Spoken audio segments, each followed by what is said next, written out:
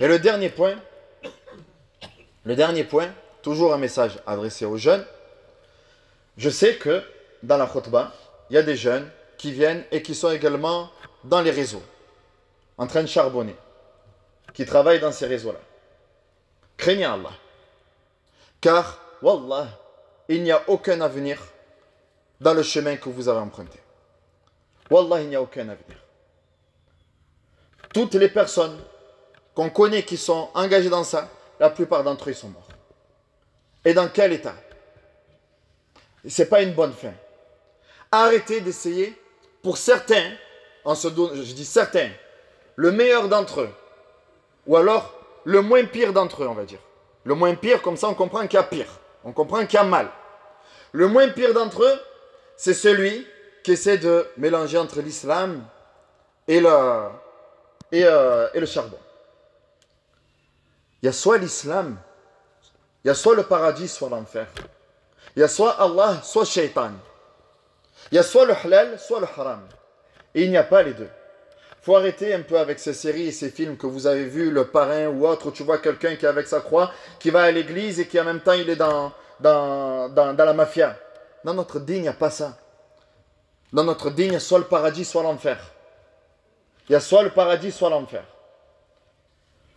Donc, subhanallah, il est triste de voir tous ces règlements de compte qui se sont enchaînés, notamment dans notre quartier, notamment juste à quelques centaines de mètres de là, et de voir que ce sont nos enfants, les enfants de parents qui viennent dans la mosquée, dans les mosquées, et qui ne bougent pas. Jusqu'à quand, vous, en tant que parents, vous allez délaisser cette responsabilité?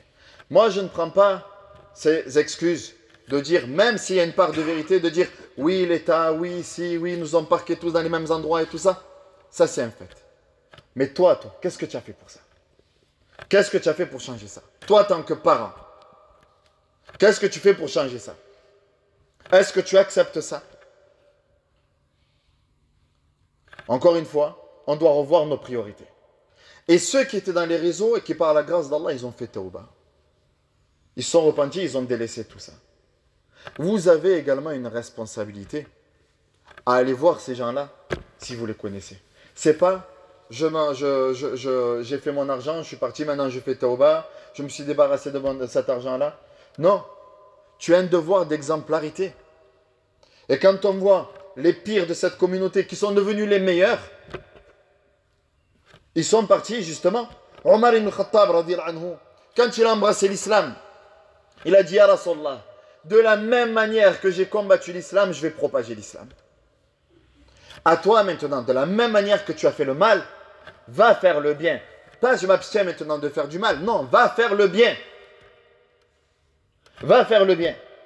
À Paris, certains ont montré et ils ont fait partir tous ces réseaux-là des quartiers.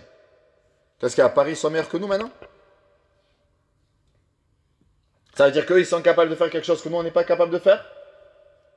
C'est juste que nous, maintenant, on est matrixés en se disant que c'est normal. C'est normal maintenant qu'à 15 mètres d'une mosquée, tu trouves un charbon.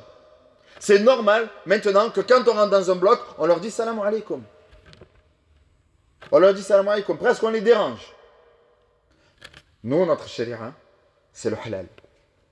On va chercher le halal. Et on n'accepte pas le haram. Et on n'accepte rien de ce qui vient du haram. Car le prophète nous dit que tout corps qui aura consommé du haram, que le feu sera son lieu de refuge. C'est tout.